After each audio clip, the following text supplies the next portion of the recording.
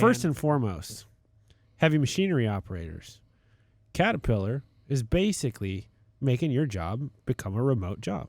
Yeah. Wally, tell me about it. It was just a unique article that was posted. I thought it was quite fascinating. I mean, we've seen it with truck drivers, but there's a lot more permitting that goes on to operating vehicles on state-funded or municipality-funded roadways, where when you're on private property, it's like the rules are so different from a regulatory perspective that it's opening the doors for more and more what I would consider remote operation for businesses and organizations, and even maybe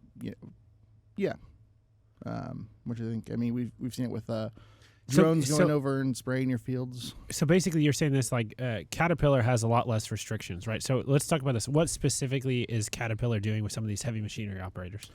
Plowing fields, and then also doing some more what I would consider like thoughtful, and again, I'm no construction expert in any capacity, but moving dirt.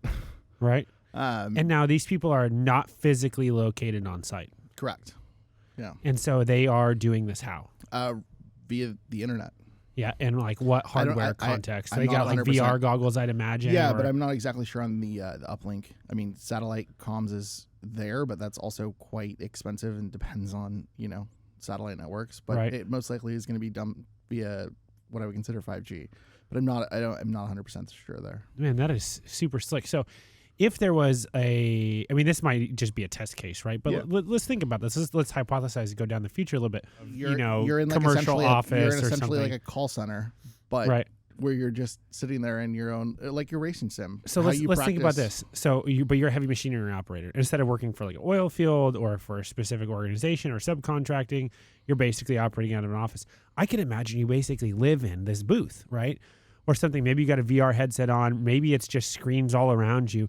But I can imagine something like this. Instead of just being in the operating seat of whatever piece of heavy machinery that is, whether they're backhoes or whether they're skid steers or whether they are big pieces of machinery like dump trucks or anything for coal mining or oil rigs. That's really where it is in those larger, not the more consumer, like smaller skid steers. Right. But imagine all the cameras you'd have around this big thing, right? So instead of just being stuck in the operator seat, like let's say you need to back up, and you need to back up to what? Maybe like 2 inches or something.